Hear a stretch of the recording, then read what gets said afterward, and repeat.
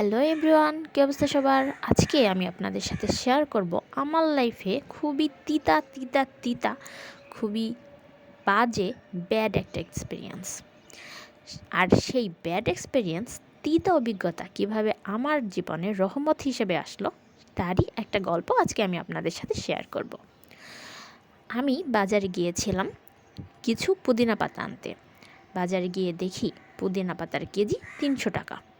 তো কি আর করা, 300 টাকা কেজি পুদিনা পাতা নিয়ে চলে আসছি বাসায়।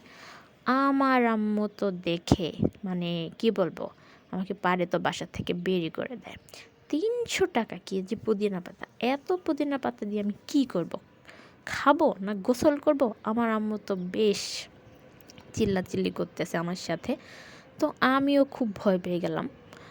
কিছুক্ষণ পরে রিয়ালাইজ করলাম, ঠিকই তো, মানে আমি এত পুদিনা পাতা দিয়ে কি করব? আমি বানাবো বোরহানি, আর এই বোরহানি বানাতে আমার পুদিনা পাতা অ্যাটলিস্ট 10টা কি 12টা, এর থেকে বেশি পুদিনা পাতা তো আমার লাগবে না। আমি 300 টাকা কেজি পুদিনা পাতা কেন আনলাম? তো তারপর নিজেকে বাঁচানোর জন্য ভয়ে ভয়ে বললাম, আমি আসলে এগুলো বোনার জন্য এনেছি, বাসায় তো পুদিনা পাতা গাছ নাই, এর জন্যে পুদিনা পাতা গাছের জন্য এনেছি। তো আমার আম্মু বললো, হ্যাঁ যাও বোনো, দেখো হয় কি না।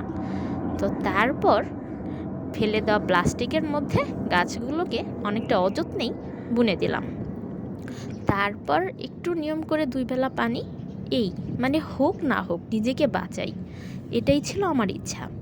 কিন্তু এখন আল্লাহর রহমতে দেখেন, এত সুন্দর সতেজ পুদিনা পাতা, সিরিয়াসলি এখন আমি যে 300 টাকা কেজি পুদিনা পাতা কিনেছিলাম, এইটা আসলে আমার আর কোনো দুঃখই নাই। আলহামদুলিল্লাহ, আমি স্যাটিসফাই।